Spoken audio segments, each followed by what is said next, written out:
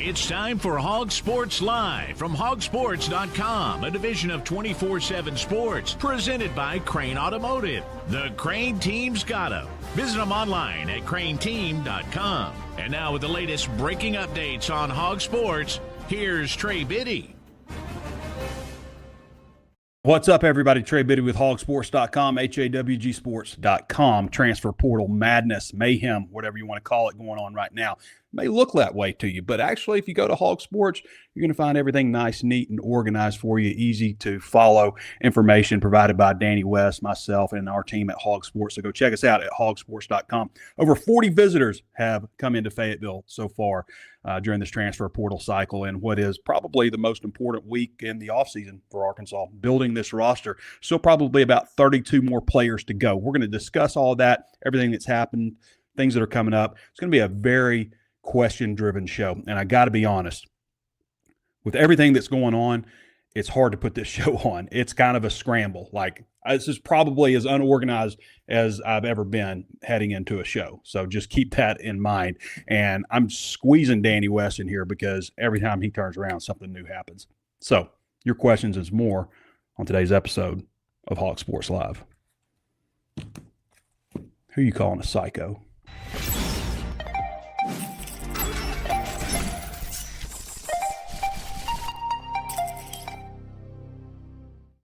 I caught a little bit of Kingpin the other day. Haven't seen it in a while. You know that part where he's just sitting at the bar and he's just like staring off. That's kind of how I feel sometimes. And then he's like, that guy's just sitting next to him. He goes, "Who you calling a psycho?" Okay, so Arkansas has 6 transfer commitments. We didn't know what to expect going into this. Like, I didn't know if like this was going to be just one commitment after another on day one. It seems like a lot of fans thought that because a lot of people are just like, what's wrong? Where are all the transfers? What's going on? Why is the vibe wrong? Is Arkansas behind and stuff? Let's look. Is Arkansas behind with 6 transfers? They got 2 of them today. Are they behind? No.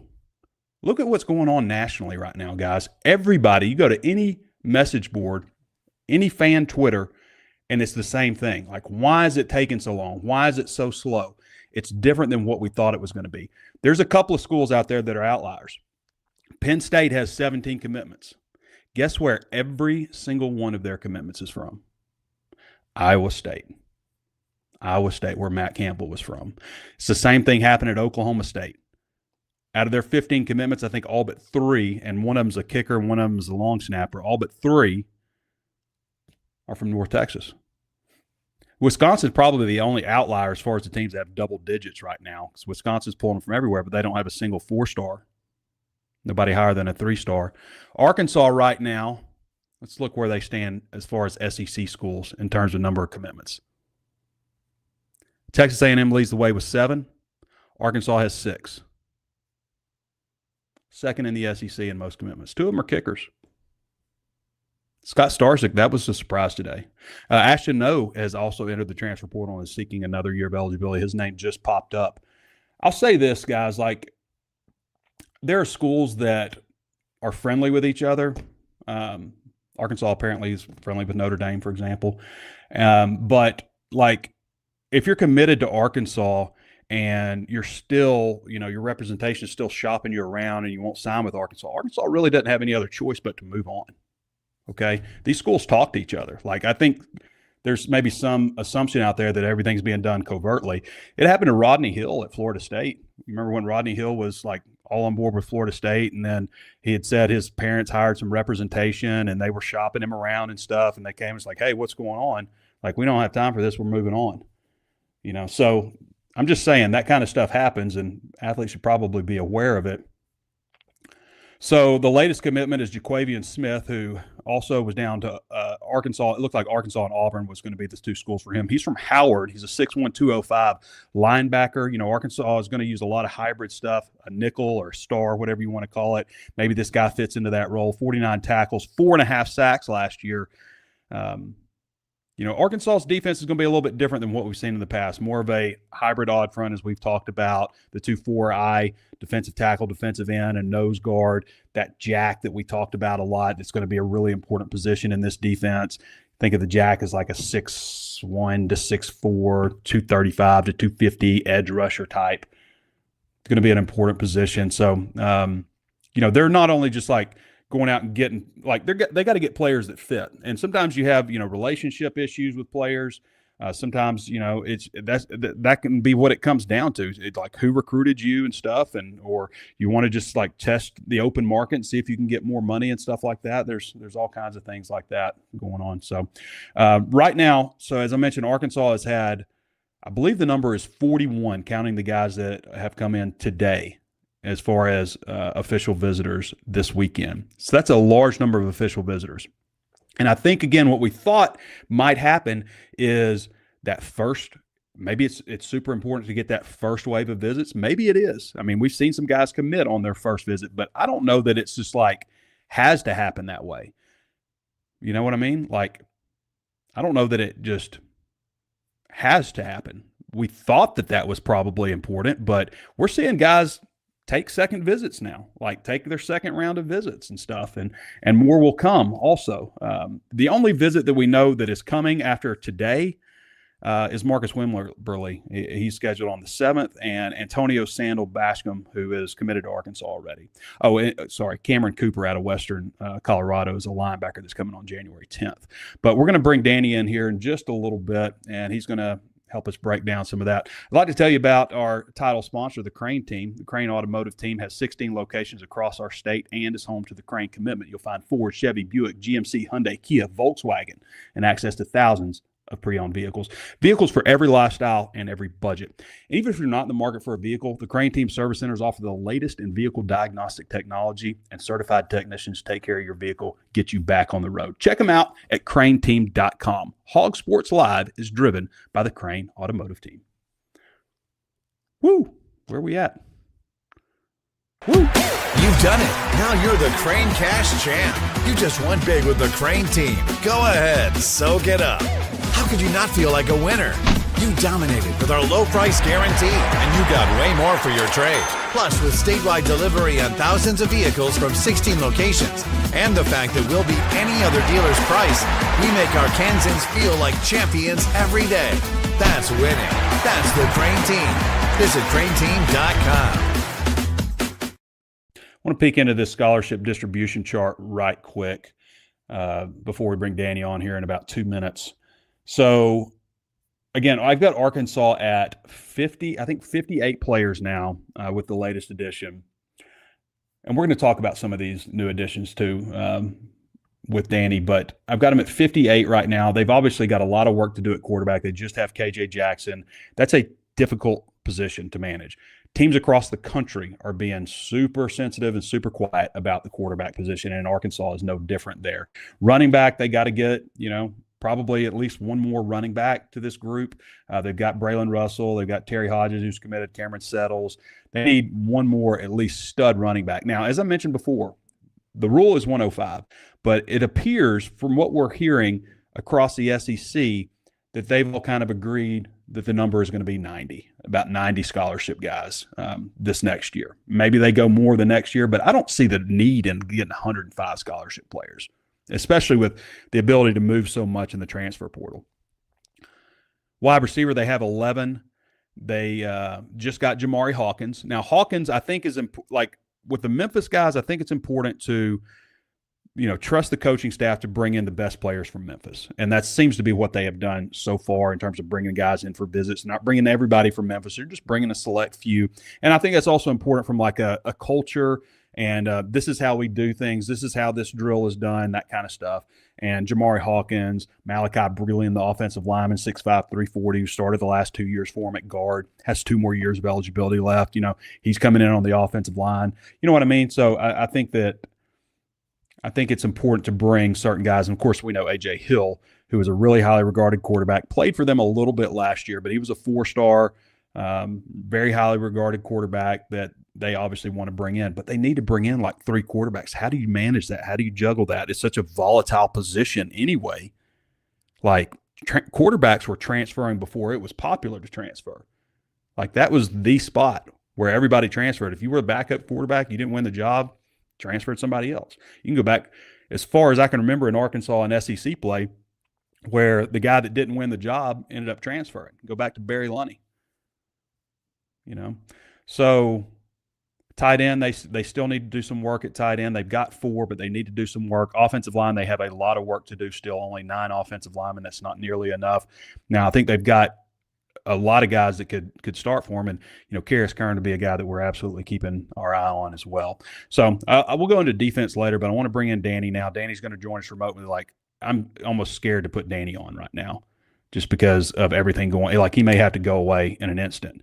And Danny's going to join us on the Ozarks Go hotline.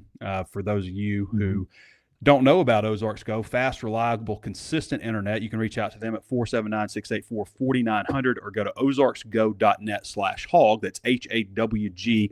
Check out if they're available in your area. But in Northwest Arkansas, parts of Oklahoma, north of the tunnel, it's a local company. So you'll talk to a local person when you call them, and several different tiers of internet. I always say I have never unplugged, still to this day, going on 4 years of having service with them. Never unplugged and replugged my router. Not once. Just works. Danny, how's it going, man? Hey, buddy. What's happening? Oh, not much. It's been fun, Danny. It's been different than anything that we're used to, but I feel like this is just kind of what we're built for, but also on steroids. Yeah, that's how it feels. I wish I had some steroids right now, but might need them before it's done. But you're right. It's fun. I think people sometimes get it confused. They say, "Oh, poor Danny." Man, I've been waiting for this. Are you kidding me? I don't know what it's going to end up like, Trey. Don't really care about the rankings. I would rather just wake up on January 17th knowing Arkansas beat a bunch of teams that also wanted these guys. Yeah. And you know what I mean? Beat some SEC and Big Ten types for them. Don't really care as much about the rankings. Danny, what do you – it is a lot of fun. I don't know what it's going to look like in the end, but I'm having a heck of a time just trying to keep up with it. Yeah, me too. I would tell people, like, I woke up like Jameis Winston in that Cleveland interview where she's like, we got some snow coming in, some blizzards, and he's just like wide-eyed like he does. Like, I am so blessed to be able to play in Cleveland, Ohio, in some snow. He's the best, man. He is the best. But so, hey, Danny, he's right too. It is a blessing. Every day you wake up, buddy. It's a blessing. Absolutely, man. I woke up that first day, January 2nd. I was just like, Let's go. Here we go. What's going to happen? It's not. It hasn't turned out anything like I thought, actually, Danny. I mean, it's been across the country. It's been slower. A little bit slow going. Yeah. And you wonder why that is. And I know Arkansas fans, let's just get into it. I see a little bit of freak out going on because here we are on day 4 now. And they've picked up a few. Just got one within the last hour that I think people ought to like. Yeah. The linebacker, Jaquavion Smith from Howard University, had a breakout year last year. Got a couple of years left to play. Man, I feel good about a guy like that coming from a lower level. Probably has a little bit of a chip on his shoulder, something to prove, wants to prove it on the big stage, and obvious needs at the position. I think you throw him in there with Shaw and Simmons if you're going to hold on to him. Hopefully they do.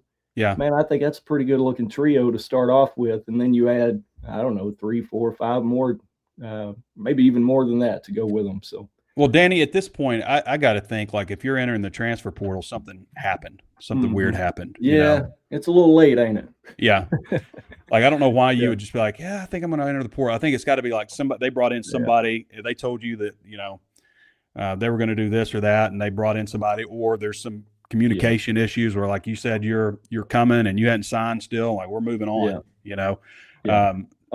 To finish that point though, Trey, it still feels a little bit early, doesn't it? Now I'll be the first to tell you this week feels like a make or break. Like, if you get into Saturday and you're not super excited about the last few days and the pickups that you got, maybe then it's time to start freaking out. But so far, man, you look around the country, I don't see a ton of reason. I know everybody's kind of high on Kentucky and Will Stein at the moment, but they're not just raking them in. They're just how many do they have, Danny? Yeah, right. 3? Couple, right? Yeah. So now they're getting 3 commitments, getting good ones on campus. But you know what? So is Arkansas. We'll see where it goes over the next however many days we got left. It's all. Danny, I got Arkansas second. Tied for second in the SEC. No, just second alone with 6, unless this hadn't been updated. But Texas A&M has 7 commitments. None of them are 4 stars, by the way. I mean, it's not. This is happening around the country, and we get a post on our board every day. You know, some are like, "Well, this isn't encouraging," or "We obviously don't have any money and stuff." But I think it's way too. Let's give them a couple more minutes before we decide if they don't have any money or if they've done a terrible job. But the point that I made earlier on the last show, Danny, was, you know, they've had a full month to prepare for this. Yeah. Right. I can imagine they have had a lot of sleepless nights. You know, we talk about us, like what we're doing. Like, I can't imagine being, you know, the ones that are actually putting it together. But they've had a month to, you know, evaluate. You know, they've got their advanced scouting. They've got personnel directors. They've got football GM. They've got a full coaching staff. You know, they've had a long time to put this together. Let's look at some of the guys, Danny, you want to, that they've got committed right now. Obviously, it's interesting adding the 2 kickers, but that came out, you know, why that happened today with Max Gilbert. Too, Trey. I think that sucks. I think that's a significant. And I saw your tweet, and you know, I know some weird things happen out there. It's just the timing of it sucks. Yeah. And I thought he was coming back, and the kid is really, really good. Yeah, that's to lose him. Yeah. Yeah. But they brought in 2 kickers. We're not going to spend too much time on that. Gilbert was 14 and 19 at Tennessee last year as their starting kicker. Yeah. Yeah. Jamari Hawkins, I think, is intriguing. And I talked about him just a little bit because, you know, he really blew up last year for him. He'd been there for a couple years and hadn't played a whole lot. 5'9", 185. What intrigued me about him, I watched some video of him, is how well he tracks a deep ball. Like, he can really get under a ball, and also has really impressive balance, I think, after the catch. You've probably seen more of him than I have. You know, I looked at him briefly, but just not a ton of time to watch all these guys yet. But yeah, man, here's my thing on the Memphis guys, and I think it makes sense to me. Hopefully it does to other people, but it just seems like, yeah, of course they're going to try to pick the best ones that they can carry with them, right? But within that, I mean, you're looking for a fit too. You're also looking for, man, you can apply now basically a coach on the field to wide receiver, quarterback, offensive lineman, and potentially running back too. I mean, there's got to be some value in that. Now, I'm not sure how you quantify it, but there's got to be something to that, you know, just continuity, knowing the offense, what it's supposed to look like. There's got to be something to that. So that's where I start with them. But I'll tell you, the Memphis guy I like the best so far is Breland on the left guard. So, man, I mean, you need one. He's 6'5", 340 from Mississippi. He could just be at Memphis for, you know, for no reason. Like, he could be well on his way to being a really standout SEC type, and we just don't know it yet. So, well, what I like about Breland, Danny, first of all, I like guys that are I think it's better to bring in a huge guy and take weight off of them versus try to put a bunch of weight. Now, it works. At Frank Ragnow, they put a bunch of weight on him, so it works both ways. But I've always kind of liked to trim a guy down, and this guy's starting off. You know, he's 6'5", 340 right now, but the fact that he was good enough to play and start for them as a true freshman, that to me says a lot about a guy that size. So I like that. I like that, you know, he's got a position coach who's coming over from Memphis, and he's like, we need to bring this guy with us. You know, that's, again, goes into that trust factor. And you're going to have a new left tackle. You're going to have a new starter at left tackle. It's nice to have that guy to, you know, kind of bounce off of a little bit. Right, 100%. And, yeah, obviously a new starter at left guard with Fernando Carmona out of eligibility.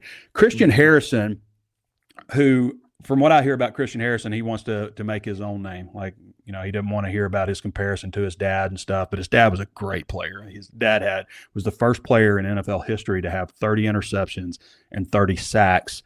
Played 15 years in the NFL, now is a commentator. But Christian Harrison can play all over. You know, we reached out to dude at Bearcat Journal, and he had nothing but really good things to say about Christian Harrison, his maturity, his ability to play all over the field. So I think this is a potentially a really nice position addition to play the star position.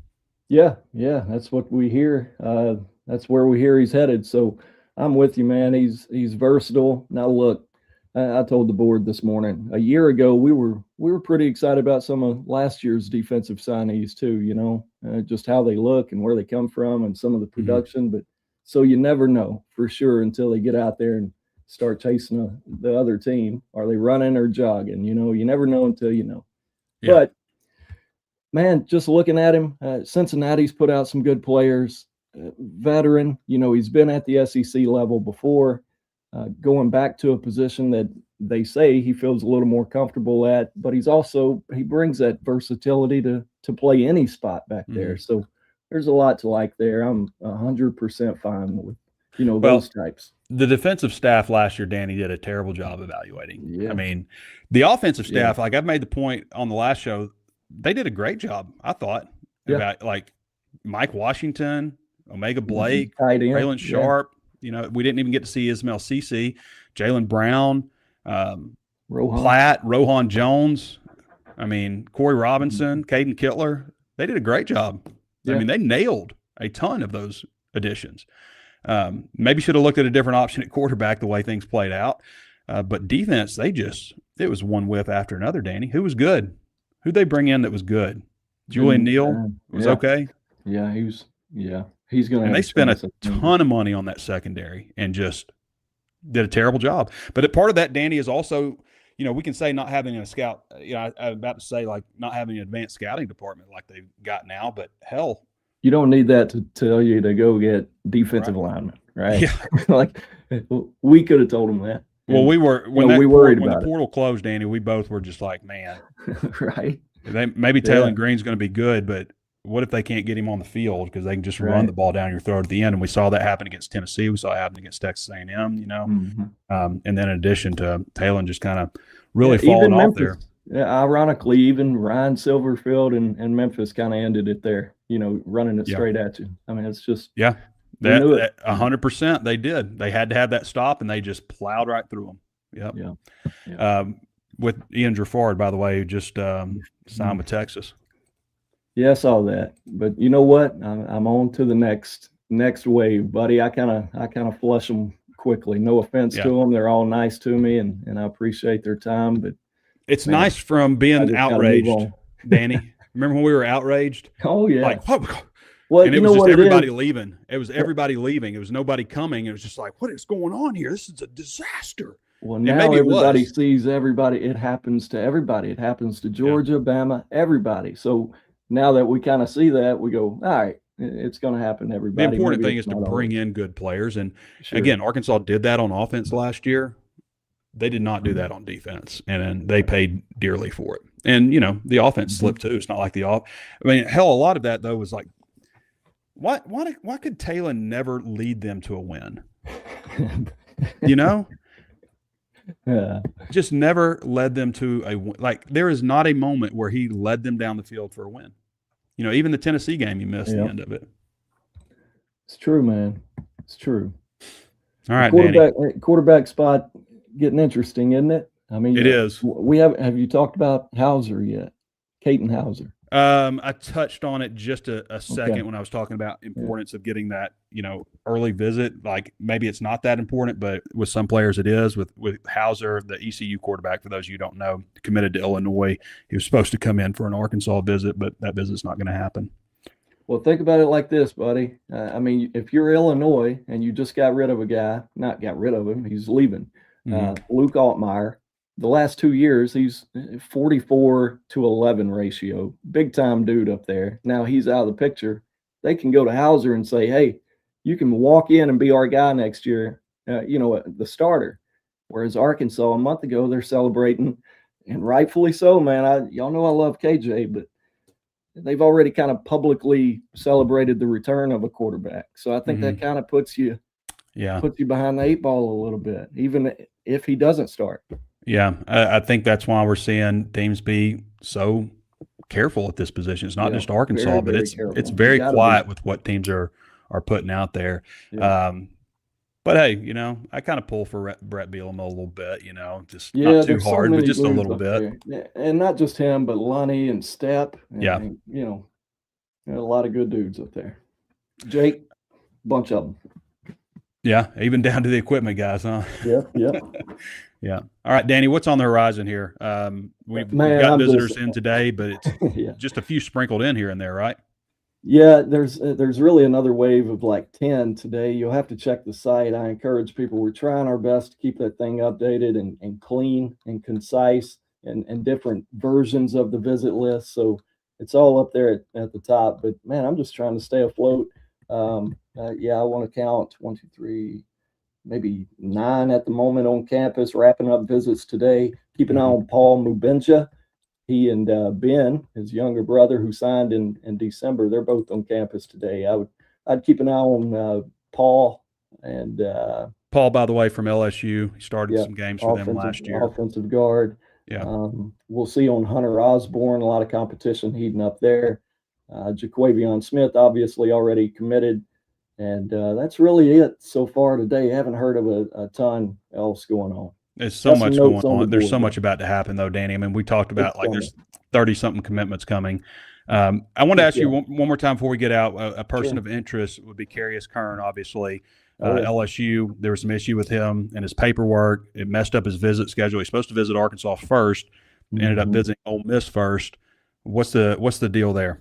Well, I don't like that. That just threw a wrench in everything. He was going to go to Georgia over the weekend, which you didn't like anyway. I mean, Georgia would have had every opportunity to lock him down and he never leave campus, But I think you felt better about that rather than, okay, now it's Ole Miss first, but then you're second, and then he's still going to Georgia and still Missouri's still involved somehow. I don't like none of that. Yeah. Don't like none of that. So, man, I'll tell you this. I think it's crazy to freak out about anything at this point. But I will tell you this, it's a make or break week, and there are certain types like that where you know it as well as I do, Biddy. If they don't get that guy, you're going to freak out. Yes. And rightfully so. I will freak out. Yeah. He's the number 1 ranked transfer portal tackle, and you hadn't committed at one point. You got to. Didn't have the finances to keep him, and he went to LSU, and now he's back available. That's right. And it's not like a deal with, Courtney Crutchfield where – sure. Crutchfield was an easy, because he didn't have like a big season. Didn't have the market. Yeah. But this guy has some film out there, and other people can see now what he is, what we already knew when he was coming out of high school. So, yeah, man, he can go anywhere except Kansas City right now. Everybody wants Carius Kern. All right, Danny, I'm going to put you back to work. Yep. The real hard stuff's at HawgSports, everybody. You got it. Hope you're enjoying the show, but the news is breaking over there. This is where everything's getting put together. Appreciate you, Danny. See you, man. All right, everybody, that's Danny West. Follow him at Danny West on X and read all his content at HawgSports, HawgSports.com. Walker Brothers brings you the finest men's clothing from around the world. Carefully selected to last, fit right, and help you look your best. From game day essentials to distinguished luxury wear, from a meticulously fitted suit to the perfectly faded pair of jeans, every piece in their collection is hand-selected for enduring quality and iconic style. Experience that undeniable confidence that comes with perfecting your personal style. Visit them at 577 Millsap Road, Suite number 6 in Fayetteville, or at their brand new location, 3503 South 55th Street, Suite 101 in Rogers. I don't have Connor Goodson on the show today. We're doing a little bit of a quicker show. And the reason we're doing quicker is because I have an obligation to HawgSports, to our site, and I've got to get back on there. I haven't already done the breakdown for the linebacker. Kevin Bohannon's helping us with that. But Arkansas does have a huge basketball game coming up against Ole Miss. What a great environment against Tennessee. What an environment against Tennessee. I mean, that place was rocking. And guys, Darius Acuff is just different. I mean, the way, and you kind of felt it, the way the game was going. You're coming down to the final few minutes. He gets a good break. And DJ Wagner, credit him, first of all, for, carrying things while Acuff's on the bench. He's on the bench through, there was a long review, and then, all through the 8-minute timeout. And I guess he didn't come in till, 5 minutes left or so when Wagner was shooting free throws, and then just took over the game. I mean, 29 points, 3 of 7 from three-point range, 8 of 9 from the free throw line, 4 assists, a block, and a steal in 36 minutes. And that doesn't even tell the story. It was the takeover at the end of the game. I mean, Tennessee's got a good basketball team, but man, and I stuck around and I listened to Cal just talk to the fans. Actually, for this game, so I had a press seating, and I went and sat in the press area for a while, and then I had a buddy that has a suite, and I went and sat in the suite, And I like the press area. You get to really observe. You got your computer out, but man, for some games, you want to be with the fans. Like, just the energy's different, right? And so I watched, with the fans and stuff, and it was just, man, I just had the best time watching the game. Like, it was just fun. And Tennessee's got a good basketball team, and Arkansas just took over that game at the end. And it felt like at the beginning of the game to me, like Arkansas was outplaying them, but it's closer than it should have been. So I don't know if you caught that vibe also, but I did. I just felt like it was closer in the first half than it actually should have been. Of course, Arkansas had a big bucket right before half. So at Ole Miss, this is 8 o'clock on Wednesday. So a little bit of a longer break. Tennessee's got a quicker turnaround. They play Texas tomorrow, by the way. That should be an interesting one with Barnes and his former team. But Arkansas at Ole Miss, Wednesday, January 7th. That is on SEC Network at 8 o'clock. And then following that up with Auburn at Auburn, January 10th. That's Saturday. That's a 5 o'clock game on ESPN. And then you're back home on January 14th in Bud Walton Arena. I mean, the student section was full, even though students aren't back yet. Classes start this next week. Yeah, next week, I think. I think the last day to enroll in classes is January 16th. So it should start on, I guess, the 12th. Yeah. So students should be back for that one. That's an 8 o'clock game, so the late game again, that's on SEC Network. The Auburn game, I don't know if I said, is on ESPN. But it was cool to listen to Calipari talk to the fans and just talk about how special the team has a chance to be, all that stuff. Okay. The line on this game, by the way, is Arkansas minus 3.5. The line's already out. The over-under is 153.5. And, guys, I like Arkansas on both of those. I like Arkansas minus 3.5, and I like Arkansas to cover that one. So that's our wager wagon segment for today. Again, we're flying through this pretty quick, but I'm taking Arkansas at minus 3.5. Arkansas's favorite sports stars explain what they like most about Bet Saracen. Bet Saracen is not only Arkansas's top sports betting app, it's also the 13th largest in the nation. Darren McFadden, and there's a serious plow horse. No wonder Jerry liked him. Check out this Bet Saracen promo. Place $5 or more parlays, and if yours rank among the top winning odds, score your share of $50,000.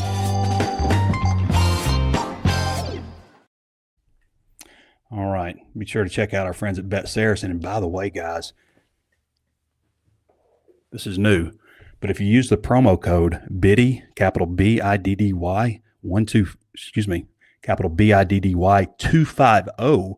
125 was the old one. Now it's 250. If you use that promo code, you can hit the link below on YouTube or just use that promo code.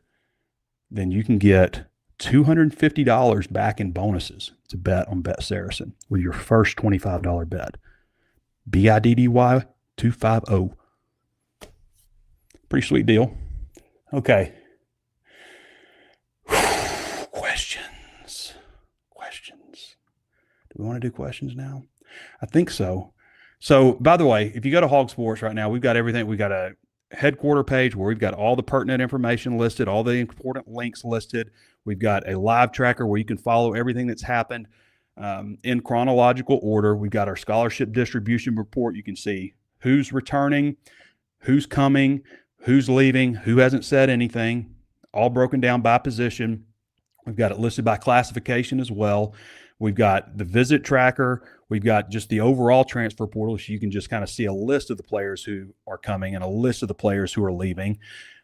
Danny has broken down the visits by position groups, and he's broken it down by dates also. Like just about every way that you could ask for information, an easy way to follow, we've got it. And we're doing these staff only links. So like, our message board's full of engagement. The activities, it's one of the Razor's Edge is one of the most active message boards in the entire country, as far as team sites go. But we've done this thing where we do staff only. So it's just for people on staff like me and Danny, and we put information so it doesn't kind of get cluttered with all the comments. We've got plenty of other threads for that. So it just keeps everything a little bit more organized through all this mayhem, just keeping everything nice and structured. So that's our goal for everybody, as we kind of guide people through what's going on, and not just discussion like what's happened, but like a lot of the things that people are discussing out there are things that we're putting out that's happening. And we like somebody was upset with me the other day because I'd put something on Twitter, even though I'd put VIP. He was like, hey, this feels kind of bait and switch, putting something on there and you click it and it's, to a paywall. But I just, like we do a lot of stuff for free, guys. But HawgSports is our baby. Like, and it is premium content. I mean, it's not expensive. At least I don't think it is. I think for most budgets, it's probably very affordable. But like, I don't work for Twitter. I'm trying to make Twitter work for me. So I apologize if you click something, but I always put VIP if it's a VIP. I'm sorry if you click something and you feel like you got, misled or something. But we put some free stuff out there. But most of our good stuff, we work for 24/7 at CBS. Like, we don't work for X. I'm sorry. Okay, let's get to the questions now from our VIP subscribers. Junkyard says he loves the staff-only replies. Appreciate that. Chad Razorback says, am I supposed to be panicking or pumping sunshine right now? You can do both if you want. I think it's just wait. Like, yes, anxiously wait and see where things go. And then we decide if we're going to panic or not. Park Suey says, who does Arkansas need the most? Like, must have to fill need morale? Kern. I would say Kern would inject a lot of energy into the fan base. No question. A big running back. Like, I mean, here's the thing, guys. Like, they need everything. I mean, I can go just off my own memory. They've got one quarterback on campus right now in KJ Jackson. One. They got to have at least 3 scholarship quarterbacks. Maybe could use 4, but at least 3. They need a stud running back. They need a couple of running backs, but they need a guy. They need a go-to outrageous wide receiver. Maybe he's on campus. Maybe his name's Antonio Jordan. Maybe it's Jaylen Brown. But to me, like a guy that really strikes fear. And maybe they feel like they have that on campus. That would be great. But if not, then definitely go get a player like that. The numbers are fine at wide receiver. Tight end, I'd like to see them get a tight end at least, and maybe a couple, but at least get one. I think Jaden Platt kind of fits that role as a guy that's just a really good player. I think he has his best football is also in front of him. You still need work on the offensive line. Your numbers aren't right yet. I think you've got some, obviously some potential starters coming back, but you need to get more, first of all, more starters, but also more depth overall in the offensive line. You need to have a solid 3 deep that you're able to practice with and stuff. Defensive line needs a lot of work. Defensive tackle, they've got some good, promising young guys, but you need some more studs. You need a jack. You need some linebackers to go with the guys they got, Wyatt Simmons and Bradley Shaw, and Hawkins here. You need a lot of help in the secondary. You need a lot of help on defense. A lot of help. They only have like 26 players right now on defense. It's not a lot of players, like 26. So 26 scholarship players. Hogtalica says, seems like we're in a fog of war right now. When will we be able to discern whether Arkansas is losing players, but they want to keep or not? We are definitely in a bit of a fog. I just feel like there's just this wall or a dam, and it's just building up, and I feel like eventually it's just going to be like, it has to. Like, the question is it going to be players that Arkansas feels good about? Did Arkansas do a good job? Did they get misled by players? Or were they were they the side that's being aggressive and being sneaky and getting deals done maybe when other schools thought they had a guy? Like, that's what I wonder. Like, we just don't know yet. I've heard a lot of good things about, this player personnel staff and, Geiska, Crowley, the GM. I've heard a lot of good things about those guys. They built, a good roster at Arizona. And at Memphis for the G5 level, and they had some tools to work with to build those rosters. So let's see what those guys do. I mean, they brought in 70 players last year at Memphis. Still, obviously the Arizona guys weren't part of that, but that's a lot. So it's not like this is their first rodeo trying to put a roster together. They're just trying to put it together at a higher level. Burkus Maximus says, Trey, we're still in the early process, but do you have any opinion on whether we are gaining ground on other SEC teams with what we've done in the portal so far? Thanks. I don't think that there's any ground gained. Not yet. I don't think you can say that. It's just there's 6 guys that are committed and 2 of them are kickers, so it's just too early. Hog Fan for Life says, are there any quarterbacks that catch your eye who could be your top wants? Do you have any intel on who we are interested in? Again, all of this stuff with quarterbacks, it's going to come out, but it's all being kept very close to the vest. It just is. And Arkansas is not the only school doing that. We know, obviously, KJ Jackson's on board. We know that A.J. Hill is a guy that they brought in who is also very highly regarded, a guy that they have a lot of he's supposed to have a cannon arm also, but a guy that they obviously wanted to bring from Memphis. I don't know why he ended up at Memphis. Like, this is a guy that had a big-time offer list. Let's look at him real quick. A.J. Hill. Who is A.J. Hill? A.J. Hill is 6'4", 215 as a prospect. He was the number 100, according to the 24/7 Sports composite, the industry-generated composite.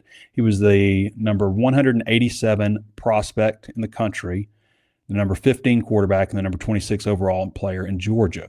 According to 24/7 Sports individual site ranking, he was 145 nationally, 11th quarterback, and 18th in Georgia.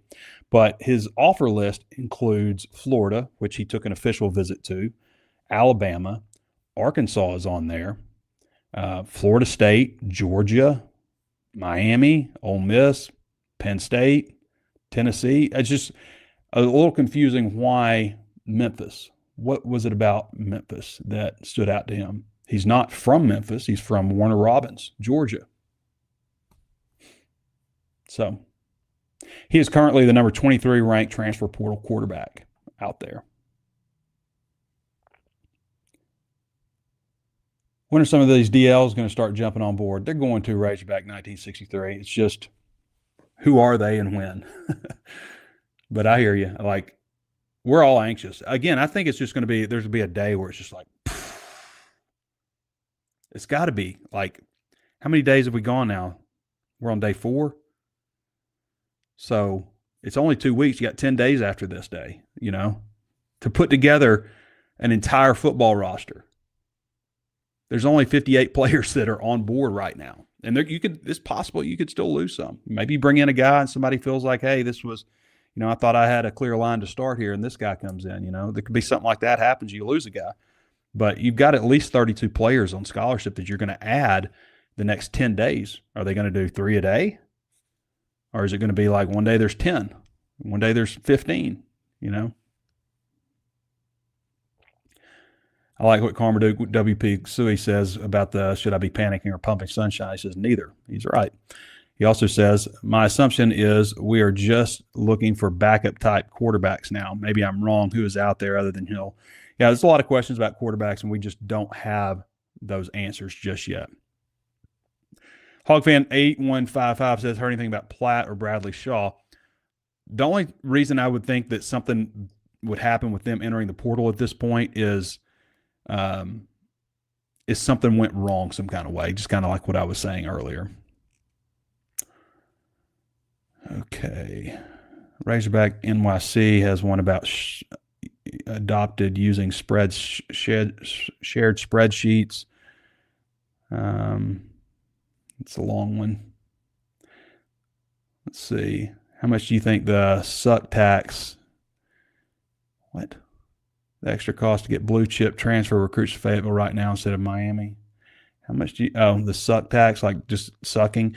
Well, I mean, like again, like people. Somebody we were talking about Texas Tech earlier, and Texas Tech was getting walked up and down the field last year against Arkansas in the Liberty Bowl, and they spent money and bought a roster and went to the college football playoff. So if the money is there, then like if you offer the guys the right money, then that should help. But it's also, you've revamped the coaching staff. So it's not, there's got to be some sense of newness. A lot of times, at least in the old days, before the calendar was different, back when, signing day was in February, you brought your new staff in, they were out recruiting the whole time, and then you had National Signing Day in February. A lot of times that first recruiting class would be their best recruiting class. That might have been the case with Bobby Petrino in 2008. Brett Bielema's first class at Arkansas was really good. So, I think the newness side of things can definitely help you versus if you're, if we were continuing on with Sam Pittman, say he barely held on, they won whatever the standard was to win, but say he barely held on, then that suck tax would definitely be playing a factor. At what point in the portal would you start to be concerned? What would be the specific flags you look for to be concerned or not concerned? Well, probably a lot of the guys at Arkansas, the higher profile guys at Arkansas has had visits so far, picking other schools while they're on those visits, or maybe their immediate second visit, they're picking a different school before they, visited Arkansas. So that would be a flag to me. If we get down the road here and it just feels like a lot of second choices, that would be a point where I'm like, this Arkansas is doing something wrong. So that point where I would be concerned. But where's the question about at what point would I be excited? That's probably an easy answer. They start getting some guys that they really want. Which position do you think film is more important than stats? Which do you think stats can heavily predict future performance? Well, I think film is always important. I mean, obviously you got to put up numbers, but I mean, that's a Razorback NYC. Your brain works so weird to me. I love you, but I mean, they're both important. So which position do you think film is more important than stats? I think they're both important. It's such a weird question. Which positions do you think are easier to get SEC first string experience from sub FBS? Which position do you think we should only look at FBS production for our in-stater needs? Which position do you think are easier to get SEC first string experience? I think probably skill positions. It's usually what they would say the biggest difference with those programs and programs on like the Power 5 level and SEC level is going to be linemen. However, Anton Junkaj was, had he not gotten hurt, he probably would have been a pretty good player. John Ridgway. So there are going to be players out there. It's just like your whole team, you're not going to have a team full of John Ridgways on a Division II roster, but you might have a John Ridgway sprinkled out here and there. So you can get those guys. You might say quarterback, but then there's Trinidad Chambliss. Wide receivers probably would be a one that would stand out. I don't know about secondary players.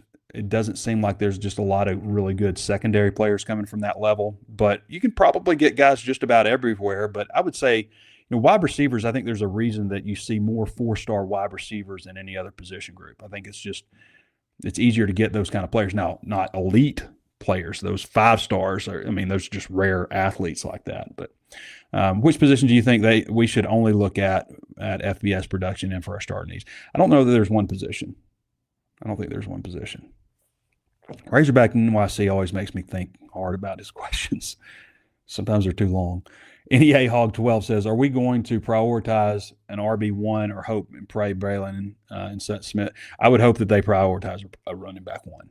They need a stud running back.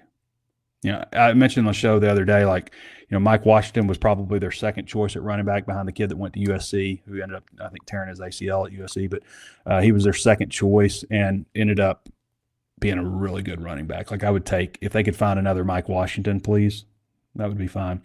Where would you prioritize safety with our terrible recent past at that position? They've got a lot of work to do in the secondary. They need to get some good defensive backs, no question about it. It's prioritized, defensive line is we're just talking about defense, defensive line, and cornerback would be my 1-2, and then linebacker, safety would probably be tied for 3 and 4 in importance on defense. Thorhog says, hey, Trey, have you or Danny heard anything about the defensive lineman that have visited so far that sounds promising? Also, have you heard anything on Kamori House? Probably should have asked Danny on that. But let's see. Let's see on the visitors so far that have come in. There's so many names, it's hard to keep up with, isn't it?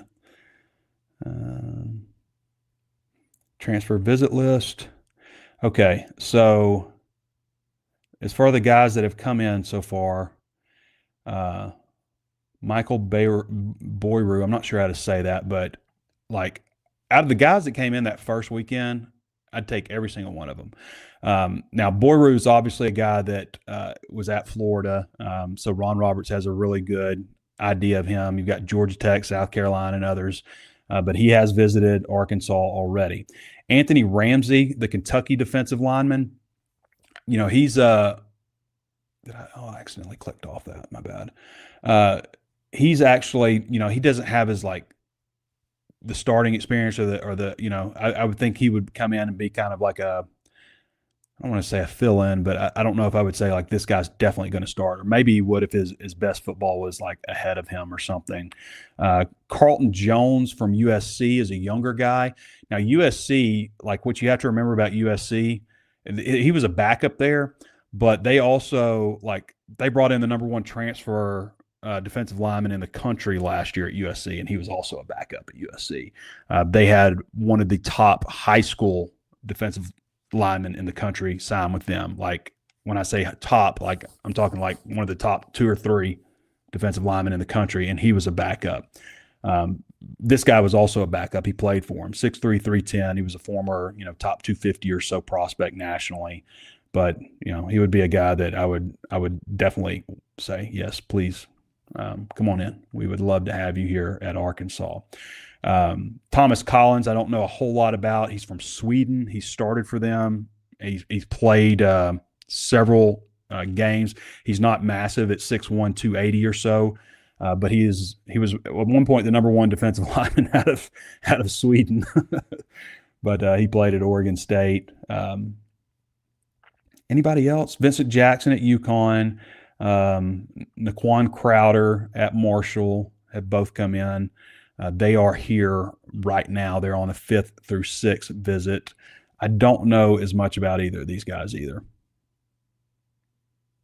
28 tackles for Carroll Jackson last season, and UConn was good, obviously, last year. Naquan Crowder from Marshall, 6'3", 319, 26 tackles last year. Minnesota and Illinois are also involved for him. For Carroll Jackson, Colorado State seems to be the school. So it's important to note also, not everybody that Arkansas gets is going to be a star, right, or a starter. Again, they need, as of now, 32 more players.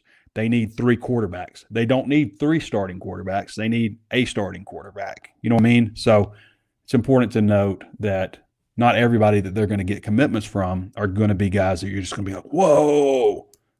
They got to have some numbers. They got to be able to get through practice. Some of these guys will help them on practice only,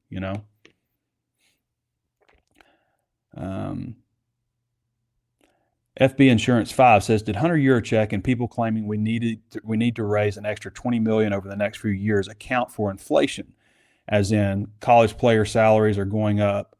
So, yeah, you have to consider that. But, I would think that you'd need to get to a point somewhere you can invest your money so you can get a return on it, versus just putting it in the bank and technically losing money on inflation. But I would hope that they have accounted for inflation, yes. LARC ×1 says, we are losing 2 good offensive tackles. What's the plan to replace them? If they can get Carius Kern, they've already got 1 offensive lineman on board. But, again, that only puts them – if they get Kern, I think it puts them at like 10 offensive linemen. And you really need probably 17. Really have to have – and that's with the 18 scholarship deal. Probably need 17. Hell, I say that in transfer portal. It's not like you have to have young developmental guys, but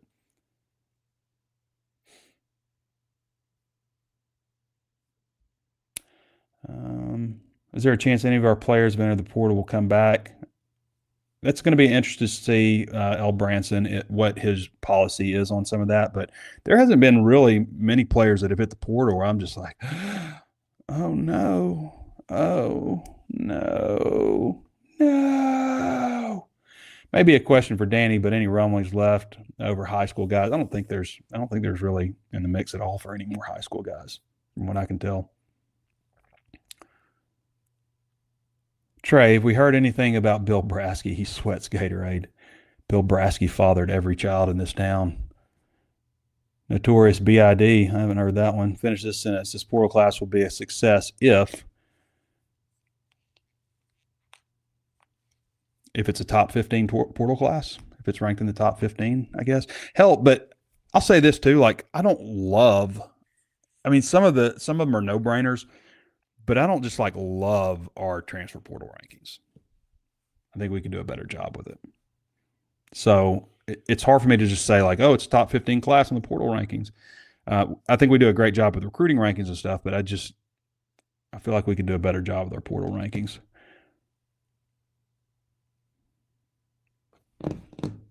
Okay, we went longer than I intended. I was going to go 45 minutes. We went 57 minutes. We have 171 comments in the comment section. One of those comments is blah, blah, blah. Just accept Arkansas didn't want him and never will move on. Not sure what that means. So that's the show. We'll be back with you guys Thursday. Probably have a whole lot more to talk about. I wonder what I missed while I'm on the show. Probably a lot. Maybe not. That's it.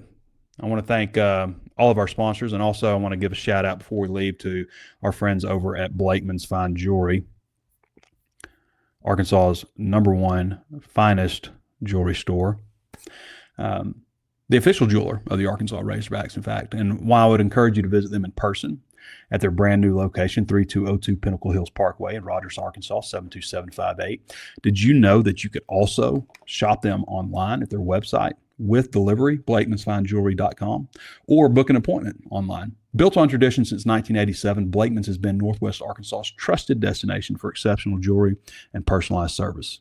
Yes, visit them at their brand new location, 3202 Pinnacle Hills Parkway in Rogers, Arkansas. The finest jewelry store in the state, the region. It's up there. It's really, really nice, and they do a fantastic job. Really good people at Blakeman's Fine Jewelry. All right, I'm going to see if we got any more questions. 1,500 people watching the show right now. Appreciate all you guys for watching. Thanks for allowing us to do what we do. We really appreciate you, especially appreciate our people over at HawgSports following along with all the transfer portal stuff. I tell you what, there's so much misinformation and so much scattered information out there. It is nice to have everything in a nice,